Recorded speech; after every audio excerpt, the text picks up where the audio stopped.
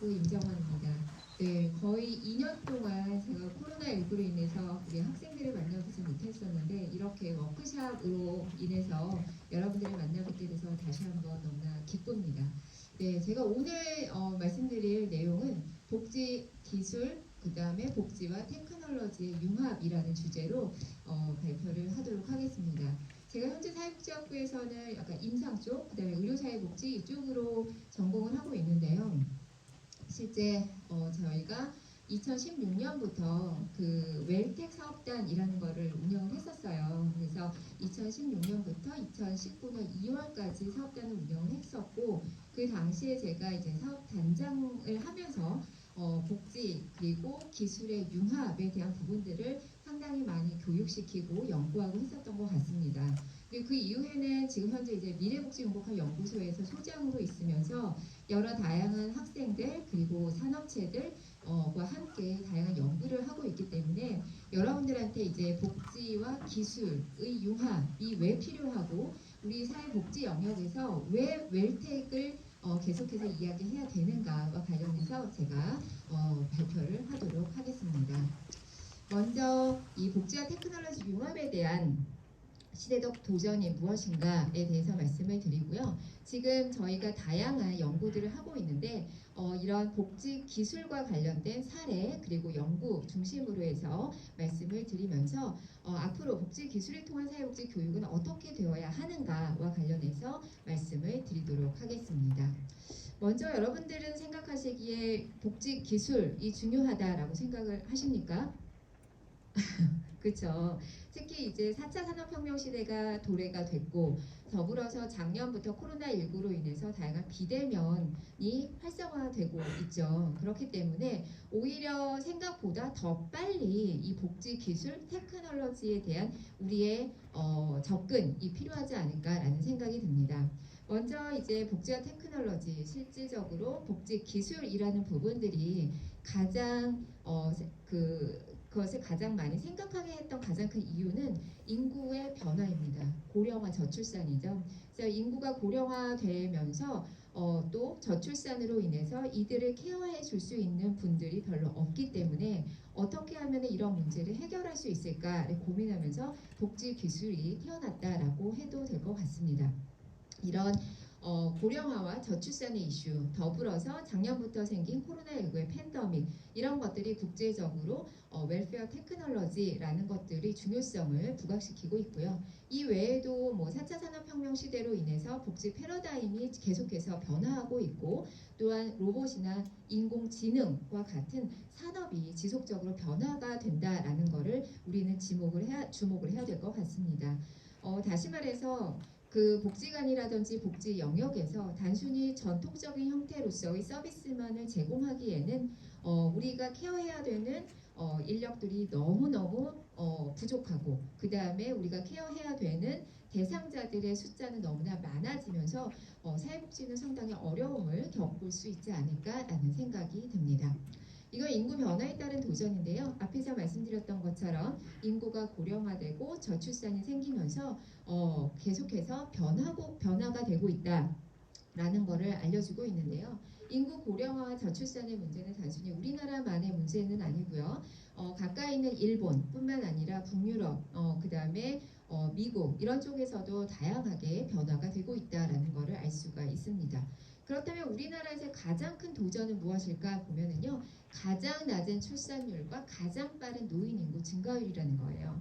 그러니까 다시 말해서 북유럽이라든지 일본에서는 고령화에 대한 그 준비가 굉장히 오랜 기간 이루어져 왔습니다. 하지만 우리나라 같은 경우는 실질적으로 고령화 사회에서 고령 사회 그리고 초고령 사회에 걸리는 시간 자체가 다른 북유럽 국가라든지 일본 국가에 비해서 상당히 짧습니다. 그래서 이런 부분들은 무엇을 의미하느냐 하면은 짧은 시간 동안 우리는 이런 변화를 더 빨리 대처하기 위한 노력이 필요하다라는 것을 말을 해주겠죠. 그래서 이거는 이제 복지국가와 변화하는 환경인데요. 1차 산업혁명 시대부터 2차, 3차 그리고 지금은 4차 산업혁명 시대에 있습니다. 3차 산업혁명과 4차 산업혁명의 가장 큰 차이는 혹시 뭔지 아세요? 아세요? 3차 산업혁명 시대에는 가장 빠른 변화가 바로 컴퓨터였습니다. 그쵸? 그래서 제가 기억하기로는 제가 대학생 때였던 것 같아요. 대학생 때 보고서를 쓰면서 드디어 컴퓨터를 사용할 수 있구나 라는 걸 인지를 했습니다. 근데 지금은 초등학생도 컴퓨터로 리포트를 제출을 하더라고요. 그만큼 변화가 됐죠. 근데 그 당시만 하더라도 우리가 뭐 하이텔 뭐 그런 걸로 해가지고 다른 사람과 소통하는 데는 시간이 굉장히 오래 걸렸어요. 하지만 지금은 전 세계가 하나가 되는 ICT, IoT의 급격한 발전으로 인해서 4차 산업혁명은 소통의 변화, 급변하는 시대적 결합이라는 부분까지도 도달할 정도로 지능 정보 사회가 되고 있다라는 것을 알 수가 있습니다.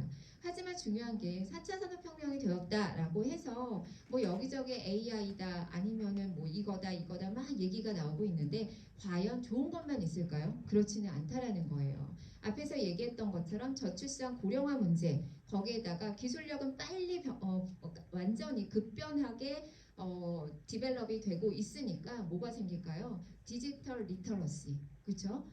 그다음에 디지털에 대한 격차, 뭐 그다음에 소외, 뭐 이런 부분들에 대한 양극화 문제, 불평등에 대한 문제가 같이 동반하고 있다라는 부분입니다. 그래서 이런 부분을 우리가 지속적으로 생각해야 되는 부분이 아닐까라는 생각이 듭니다. 그래서 이런 환경적 변화와 함께 그렇다면 복지기술은 과연 무엇일까라고 우리가 정의를 하냐면 일단은 복지기술은 사회복지에 대한 수요의 증가와 그 다음에 사회복지 공급을 위한 제한된 자원에 따라서 우리가 발생이 됐다라고 얘기를 하고 있죠. 그래서 사회복지에서 우리가 케어해야 되는 분들은 너무나 많아졌어요. 하지만 그거를 우리가 케어해야 되지만 저출산으로 인해서 노동 인구는 상당히 많이 감소가 되고 있죠. 이런 사회 환경적 변화 속에서 우리가 같이 봐야 되는 거는 테크놀로지컬 이노베이션이라는 거예요. 기술적으로 막 혁신이 일어나고 있는데 복지 영역에서는 아직 그거를 막 가지고 오지는 않는다. 그렇죠? 그리고 거기에다가 소셜 이노베이션, 사회적 혁명, 사회적 혁신도 같이 도달하고 있다라는 겁니다. 그렇죠? 거기에는 환경이 4차 산업혁명이 들어가 있고 근데 이제 작년부터는 코로나19까지 왔어요. 그러다 보니까 이런 전반적인 것들을 고려해서 웰페어 테크놀로지, 복지 기술이 태어났다라고 해도 볼 수가 있겠습니다. 그럼 복지 기술은 뭐냐라고 하면은 변화를 맞이하는 한국 사회에서 삶의 영위함에 있어 불편함을 최소화시키기 위해 구성원의 의사소통과 네트워크 강화를 목적으로 ICT 기술을 활용하는 복지 서비스의 혁신이다라고 우리는 정의하고 있습니다. 이거 누가 정의인지 아세요? 저희 강남대학교 웰텍 사업단에서 정의를 했습니다. 그래서 실질적으로 복지기술이라는 말이 우리나라에서 가장 먼저 사용하기 시작을 했고 그거를 이제 압축해서 웰텍이라는 말을 가지고 온 데가 바로 강남대학교다라고 자부심을 가져도 될 것 같습니다. 그래서 여기에서의 핵심은 뭐냐면요. 우리가 사회 문제를 해결함에 있어서 뭘 이용한다? ICT라는 기술을 활용한다라는 부분이에요. 그러니까 다시 말해서 주요 목적은 사회 문제 해결입니다. 하지만 그냥 단순히 전통적인 방식에서의 접근 방법으로 하는 게 아니라 새로운 방법을 통해서 우리가 사회적 혁신을 이루자라는 게 여기에서의 핵심이다라고 보시면 될 것 같습니다. 그래서 복지기술의 유형은 뭐 헬스케어에서부터 홈케어까지 굉장히 다양해요. 근데 여러분들 이제 보시면 아시겠지만 그 TV를 보면은 요즘에는 뭐 집 밖에서도 버튼 하나 누르면은 다 집에 전기가 꺼지고 뭐가 되고 완전 전 자동으로 막 다 이루어지는 거 많이 보셨죠? 그게 딱 IoT를 통한 홈케어입니다. 그렇죠? 그래서 정말 여기저기 없는 데가 없어요. 그다음에 또 뭐죠? 그 냉장고 선전하면서도 냉장고 앞에 뭐가 막 있어가지고 버튼만 딱딱딱 누르면 그 안에 뭐가 있고 나의 스케줄이 뭐가 다 나와 있죠. 그게 다 테크놀로지의 혁신이에요. 근데 여기서 우리가 생각해야 되는 건 뭘까 하면 바로 우리가 개입하는 취약계층에 대한 테크놀로지는 어떻게 돼가고 있을까? 그쵸. 실질적으로 우리가 주변에서 많이 보는 이런 테크놀로지의 혁신은 거의 일반 사람들, 보통 이상의 중산층 이상의 경제적인 이익을 가지고 있는 분들에 대한 것들이라는 거죠. 그래서 참 안타깝습니다. 왜 그러냐면은 제가 가끔씩 어디 복지관에 가거나 아니면은 치매하심센터에 가거나 해가지고 이런 것들 하려고 보면은 핸드폰 못 쓰세요라고 하면 폴더폰 쓰고 계세요. 우리가 말하는 스마트폰이 아니더라고요.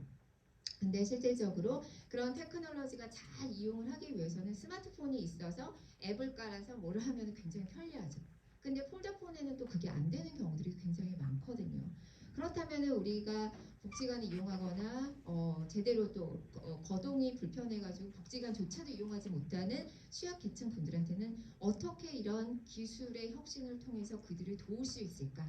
그게 바로 복지 기술이다라고 보시면 될 것 같습니다. 그렇기 때문에 우리 사회복지사의 역할은 더 중요하지 않을까라는 생각이 들어요. 네. 그래서 이제부터는 이제 제가 다른 이제 교수님들하고 같이 했었던 프로젝트와 관련해서 조금씩 설명을 드리도록 하겠습니다.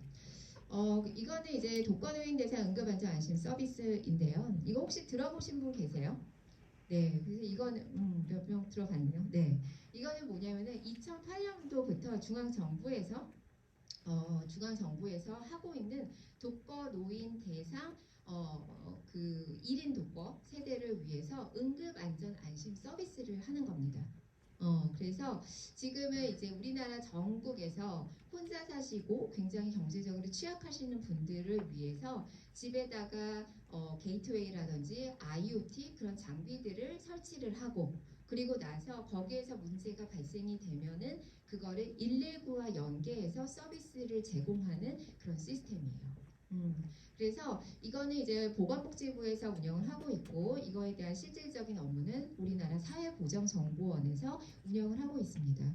그래서 2019년도에 이제 제가 이 사업에서 BPR 사업이라는 걸 했어요. 그래서 그게 뭐냐라고 하면은 이 사업 자체가 지금까지 2008년도부터 2018년도까지 이루어져 왔는데 지금 현재 이제 ICT, IoT가 너무 많이 발전이 되기 때문에 차세대 안심 서비스가 필요하다라고 얘기를 하셔서 어떻게 하면 지금의 현재의 서비스를 디벨롭 시킬 것인가 그리고 이거를 좀 더 확대할 것인가 라는 이슈를 가지고 저희가 제안을 드렸던 내용들입니다. 그래서 기본적으로는 여기에서는 응급상황 모니터링 그리고 안전 확인 특히 이제 1인 독거 세대를 위한 부분들이 있고요. 그리고 저희가 여기 프로젝트에서 제안했던 것들은 앞으로 향후 5년, 10년 동안에 어떤 서비스가 좀 더 추가가 돼야지 되고 어떤 노인분들이 좀 더 확대가 되어야 하는지에 대한 방향성을 제안을 했다라고 보시면 될 것 같습니다. 네, 그 다음에 두 번째는요. 1인 가구 위기 대응 체계 구축 리빙랩 연구예요. 그래서 이거는 조금 설명을 드리면 이게 작년부터 이제 처음 시작을 했었고 처음에 이제 이거를 저한테 제안해 왔던 곳은 SK텔레콤입니다. 그래서 SK텔레콤이 SH공사랑 만나서 막 논의를 하다가 가장 중요한 이슈 중에 하나가 그 아파트 어디 아파트 임대 아파트에 고독사가 너무나 많다라는 거예요. 그래서 그 보통 공공임대 아파트를 관리하는 데가 SH공사가 그거를 건설하고 관리를 많이 하잖아요. 그런데 그게 공공임대 아파트를 건립을 하면은 그게 계속해서 잘 퀄리티가 잘 유지가 되어야지 하는데 여기저기 공공임대 아파트에서 혼자 사시는 분들 중에서 고독사율이 너무나 많아진다라는 거예요. 그러면 이거를 어떻게 해결을 할까 고민을 하면서 SH랑 SK텔레콤이 서로 만난 거죠. 그래서 어떻게 해서 이제 저희한테 연락이 왔고 그러면은 이거를 그 고독사 문제를 해결하기 위한 방법을 한번 고안해 보자라고 하면서 리빙랩 연구를 시작을 했습니다. 그래서 이거는 올해 그래서 한 6개월 정도 했던 거고요. 실험은 한 3개월 정도 했어요. 그래서 가양동의 4단지, 5단지에 공공임대 아파트가 있거든요. 그래서 거기에다가 우리가 몇 세대? 한 70세대를 리빙랩을 설치를 했어요. 그러니까 여기서 리빙랩이다라고 하는 거는 뭐냐면은 우리가 보통 랩이다라고 하는 건 연구실이잖아요. 근데 연구실은 다른 사람이 오고 가고 하지 않죠. G실험이 대표적이죠. 근데 이제 리빙랩이다라고 하는 거는 살아있는 실험실이다라고 해서 실제 그것을 기기를 활용하는 사람들을 계속 이용하도록 해서 그 사람들이 이용에 의해서 효과성을 보자라고 하는 게 바로 리빙랩입니다.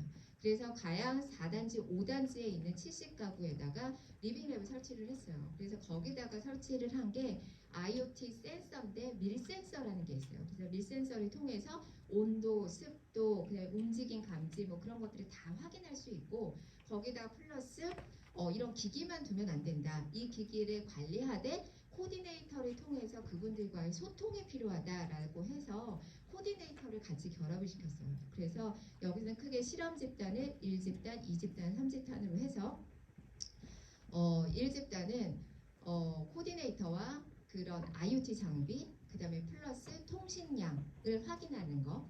그리고 실험 2는 IoT 코디네이터, 그 다음에 3은 코디네이터만 하는 그런 식으로 해서 실험 집단을 구성을 해서 한 3개월 동안 이게 정말 효과가 있는지를 확인하는 연구를 했습니다. 근데 저희가 그 실험이 끝나고 나서 결과를 확인을 하면서 깜짝 놀랐어요. 너무나 효과성이 좋아서. 그래서 어떤 부분에서 효과성이 좋았냐라고 하면은 여기 그림 나와 있는 것처럼 우울 증상이 실험 1과 2의 경우에 확 떨어지고 그 다음에 죽고 싶다라는 생각을 하는 자살 생각이 3개월 동안 1집단하고 2집단에서 확 떨어졌다라는 거를 우리가 확인할 수가 있었습니다. 그래서 이 실험이 다 끝나고 나서 저희가 SH 공사에 가가지고 그 최종 결과 보고를 하고 아마 이제 이거는 공공임대 아파트를 대상으로 해서 점점점 확대가 되지 않을까라고 생각을 하고 있습니다. 그 다음에 이거는 웰텍 기반 커뮤니티 케어 구축이라는 연구인데요. 이거는 이제 3년 동안 보건산업진흥원으로부터 한 5억 정도 수주를 받아서 지금 하고 있는 프로젝트입니다. 그래서 이거는 성남 미래종합사회복지관하고 저희 강남대학교하고 그 다음에 중해정보기술 이렇게 그 다음에 분당 서울대병원 이렇게 4기관이 다자간 협력에 의해서 지금 연구를 하고 있고요. 이거는 뭐냐면은 커뮤니티 케어 구축, 커뮤니티 케어 많이 들어보셨죠? 지역사회 통합 돌봄. 근데 이제 특히 공공임대 아파트 말고 공공 실버 주택이라는 게 커뮤니티 케어를 확장하기 위한 하나의 대안으로 해서 지금 만들고 있는 아파트 형태예요. 그래서 거기에는 거의 대부분 1인 혼자 사시는 굉장히 나이가 많으신 어르신들이 거주하고 계십니다. 현재 성남 미래종합사회복지관 옆에 공공실버주택에는 164세대가 지금 거주하고 있으신데 그러면 어떻게 그 164세대가 그 자기가 살고 있는 지역에서 편안하고 안전하게 잘 살 수 있도록 할까라는 체계를 구축한 거예요. 그래서 단순히 그분에게 집만 제공하는 게 아니라 성남 미래종합사회복지관의 선생님과 서로 소통할 수 있는 사례관리 시스템을 개발을 했고요. 그 다음에 그 공공실버주택 안에다가 어르신들이 자신의 스케줄을 관리하고 그 다음에 다른 분들과 소통할 수 있는 스마트 액자를 이번에 개발을 했습니다. 그래서 스마트 액자와 사례관리 시스템 그것에 의해서 그 다음에 어르신들이 실질적으로 복지관 안에다가 리빙랩을 설치를 해서 인지기능 프로그램 그 다음에 신체기능 프로그램을 열심히 할 수 있도록 하는 리빙랩도 활용을 했어요. 그랬을 때 정말 이게 효과가 있을까를 가지고서는 올해 마지막 연도이기 때문에 실험을 했어요. 그랬더니 또 결과가 며칠 전에 뜨끈뜨끈하게 나왔습니다. 그 결과는 진짜로 이런 ICT 기반의 여러 프로그램을 활용하고 사례 관리를 전문적으로 ICT 기반으로 해서 받고 어르신들이 그 사회복지사와 연계가 잘 되어 있는 이 시스템이 그분들이 인지 기능을 활성화시키고 우울증을 감소하고 삶의 질을 향상시킨다라는 결과가 나왔습니다. 그래서 이런 식으로 지금 현재 전국적으로 그 지역사회 돌봄과 관련된 체계를 개발하기 위한 움직임들이 많이 일어나고 있어요. 왜냐하면은 2025년부터는 이거를 이제 확정을 해서 지역사회 통합 돌봄을 구체적으로 실시한다라는 게 정부의 방침이거든요. 그래서 저희의 이 사례도 향후 공공실버 주택에 기반한 커뮤니티 케어를 확장시키는 데 상당한 도움이 되지 않을까라는 생각을 하고 있습니다. 이거는 국내 복지기술 기반 복지 서비스 그 이외의 것들이에요. 그래서 생각 외로 우리가 모르지만 굉장히 유용한 복지 기술들이 있다라고 해서 그 저쪽 거는 AI를 활용하는 거고요. 요거는 엠브레인이라는 인지능력 향상 프로그램이에요. 그래서 이런 여러 다양한 프로그램들이 실제 복지관이든 어디에서든 사용하기 위해서 요즘에 노력을 하고 있다라는 거 알고 계시면 좋을 것 같습니다. 그러면은 여기서는 이제 그렇다면 복지 기술을 통한 사회복지 교육 어떻게 해야지 되는가에 대해서 간단하게 말씀드리고 저희 발표를 마치겠는데요. 앞에서 얘기했던 것처럼 2016년부터 18년까지는 사업단이 운영이 됐고요. 그 이후에는 저희가 사업단 하나의 성과물로 웰텍 융합 전공을 만들었습니다. 그래서 요즘에 우리 학교가 올해부터는 복수 전공해야 되는 거 다들 아시죠? 그래서 여러분들이 이제 사회복지 심화 전공 플러스 웰텍 융합 전공을 해도 나중에 복지관으로 가시면 상당히 많은 도움이 되지 않을까라고 생각을 합니다. 그래서 그 이유 중에 하나는 제가 요즘에 프로젝트 하는 걸 대다수가 저희 복지관 선생님들하고 굉장히 많은 코워크를 하고 있어요. 물론 업체들하고도 코워크를 하고 있습니다. 그래서 여기서 보시면은 비전과 목표와 인지 상이 있죠. 그래서 웰텍 융합복지 전문가를 만들기 위한 게 바로 웰텍 융합 전공입니다. 그래서 여기에서는 저희가 그 사업단 시절에는 사회복지학부랑 그 다음에 소프트웨어, 그 다음에 특수교육 이 세 과만 하는 걸로 되어 있었는데 이번에 이제 확장을 시켰어요. 그래서 어떤 과라도 이 융합 전공을 할 수 있다라는 거, 그리고 특히 사회복지 쪽에 계시는 분들은 기획 전문가가 될 수 있다라는 생각이 들어요. 그래서 제가 그 생각을 왜 많이 하냐면은 업체에 계신 개발자 선생님들하고 얘기를 하다 보면은 기획에 대한 아이디어가 너무 없으세요.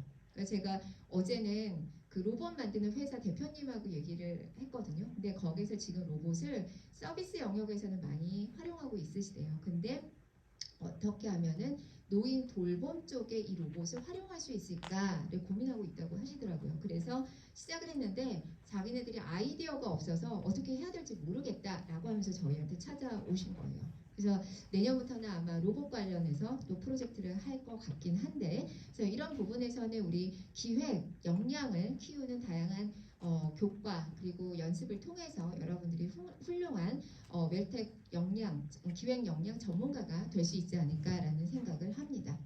이거는 교육과정인데요. 그냥 간단하게 말씀만 드리면은 여러분들 1학년 때 복지와 테크놀로지, 그 다음에 저희가 융합 전공으로 해서 한 4개의 교과목을 추가로 만들었어요. 그래서 그런 과목들, 그 다음에 웰텍과 관련한 기본적인 그 교과목들을 어떻게 할까는 지금 현재 또 논의 중에 있어요. 왜냐하면 이걸 조금 더 업데이트 해야 되기 때문에. 그래서 그런 부분들에 대해서는 계속해서 알려드리도록 하겠습니다.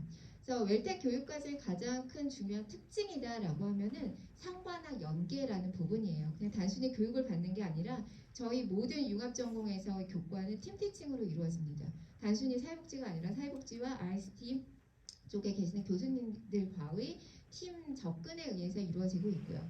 그리고 실질적으로 저희가 그 연구소에서 지금까지 한 5개의 리빙랩을 구축을 했거든요. 그래서 실습이나 뭐 캡스톤 디자인은 그런 지역사회와 연계를 통해서 지속적으로 할 거다라는 거. 그리고 여러분들이 어느 정도 기획 역량을 가지시면 실제 산업체에서 인턴십도 할 수 있는 그런 기회도 갖게 되지 않을까라는 생각이 듭니다. 그 다음에 이제 웰텍 융합 전공에서 가장 저희가 요즘에 초점을 두고 있는 게 리빙랩 구축 및 운영이거든요. 그래서 앞에서 말씀드렸던 것처럼 리빙랩은 실제 어르신들이 잘 활용할 수 있는 제품을 만들 수 있도록 저희가 기획하는 과정입니다. 예전에는 뭐 우리가 스마트폰 하나 개발하기 위해서 어떤 사람들이 개발을 하면은 그냥 뚝딱 나오면 그거 썼잖아요. 근데 어르신들은 그게 아닌 것 같아요. 그래서 어르신들의 욕구와 그 다음에 어르신들의 이용 패턴과 이런 모든 것들을 고려해서 그분들이 정말로 사용할 수 있는 제품을 만들어서 그분들이 쓰실 수 있도록 하는 게 정말 중요하다라는 생각이 들고 그 하나의 방법이 리빙랩이다라는 생각이 듭니다. 그래서 저희가 지금 다양한 복지관의 리빙랩을 운영을 하고 있는데요. 치매하심센터, 그다음 용인 강남학교, 기흥, 강남종부, 미래종합 이런 곳에 리빙랩이 있어서 지금 지속적으로 여러 다양한 프로그램이 진행이 되고 있습니다. 이것도 이제 리빙랩 여기는 그 치매하심센터거든요. 그래서 치매하심센터에 설치되어 있는 기기들이에요. 그래서 해피테이블이라든지 아니면은 이런 정신건강 치매 예방 프로그램이라든지 VR이라든지 이런 매직 테이블 이런 것들이 다 들어가 있고, 그리고 이제 관리자 시스템을 통해서 그분들이 효과를 측정하기 위한 방법들이 제시되어 있다라고 할 수가 있겠습니다. 그래서 그렇다면 우리가 이 혁신적인 복지 기술을 위해서 무엇을 해야 될까 간단하게 말씀을 드리면 지속적인 연구와 교육은 정말로 필요한 것 같아요. 그래서 어떻게 우리가 여러분들을 어떻게 가르치고 어떤 연구에 같이 협력할 수 있도록 할까를 고민을 해야 될 것 같다라는 생각이 들고요. 다각적인 방법론을 통해서 복지 기술을 실행하는 것도 중요하고 인프라를 구축하는 것도 필요하고요. 그리고 이를 통해서 복지기술 관련 지식과 경험을 확보한 복지기술 전문가를 양성하는 것이 매우 중요하다라는 생각이 듭니다. 다시 마지막으로 한마디만 말씀을 드리면 지금 이제 4차 산업혁명 시대에 복지는 그냥 그대로 있으면 안 될 것 같아요. 그래서 이 복지가 좀 더 많은 수요자 분들에게 좀 더 효과적이고 혁신적으로 다가서기 위해서는 기술을 융합한 어떤 좀 더 창의적이고 혁신적인 방법이 필요하지 않을까라는 생각이 듭니다. 네, 이상으로 저희 발표는 마치겠습니다. 감사합니다.